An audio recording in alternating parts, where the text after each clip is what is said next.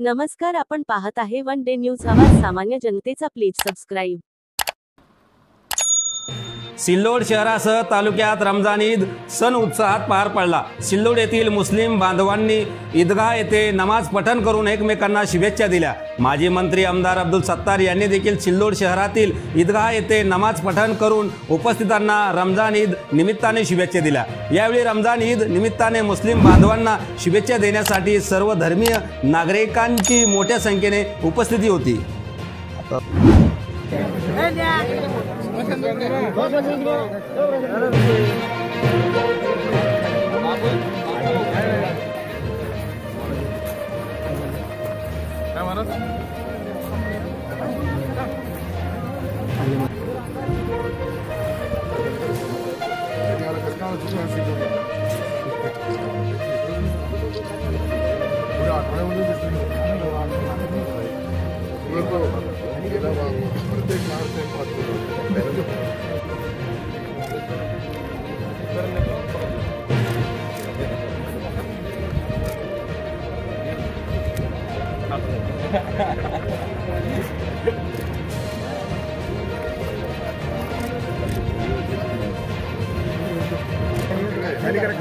खाली करा खाली.